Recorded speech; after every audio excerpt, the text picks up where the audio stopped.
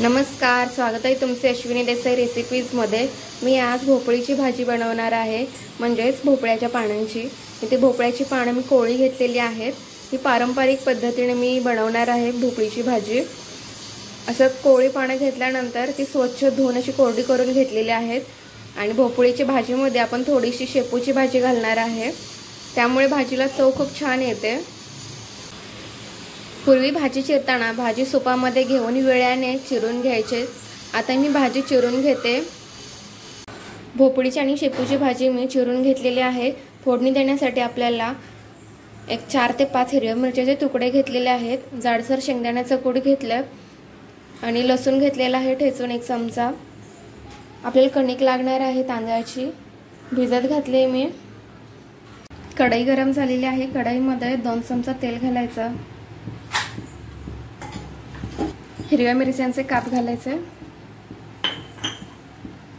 मिरच्या छान तळल्या गेल्यात। आता लसूण घालायचा, 1 चमचा लसूण, आणि छान मिक्स करून घ्यायचं।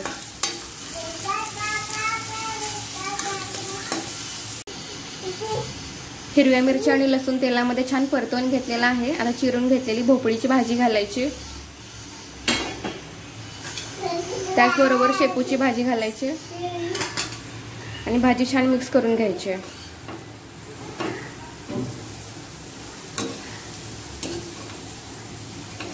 भाजी छान मिक्स करून झालेली आहे। आता आपण भिजत घातलेली कणिक आहे ती स्वच्छ धुवून आता भाजीमध्ये घालायची आहे। तांदळाची कणिक आहे ती आता घालते आणि छान मिक्स करून घ्यायची, म्हणजे भाजी सोबत हे तांदूळ आहे ते शिजून जातं।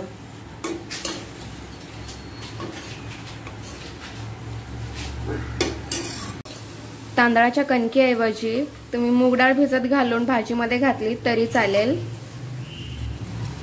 पारंपरिक पद्धतीने आमच्या इकडे भोपळीची भाजी कशी बनवतात ही रेसिपी मी तुमच्यासोबत शेअर करते, त्यामुळे मी भाजीमध्ये तांदळाची कणिक घातलेली आहे।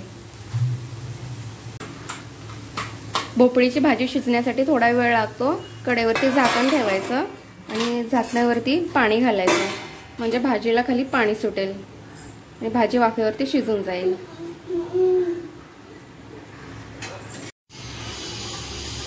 झाकण काढून भाजी 2 ते 3 वेळा छान परतवून घ्यायची आहे।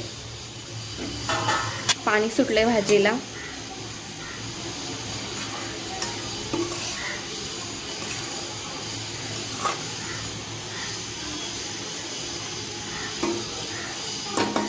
खमंग असा वास सुटलाय। आता शेंगदाण्याचं कूट घालायचं जाडसर,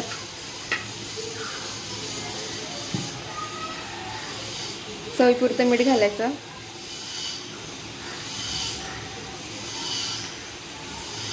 आणि भाजी छान मिक्स करून घ्यायची।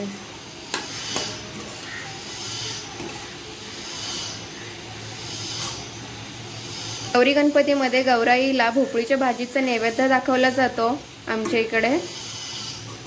आता शेंगदाण्याचं कूट घातलंय, 1 ते 2 मिनिटं पुन्हा झाकण ठेवायचं आणि वाफ काढून घ्यायची आहे, म्हणजे आपली भाजी खाण्यासाठी तयार होईल।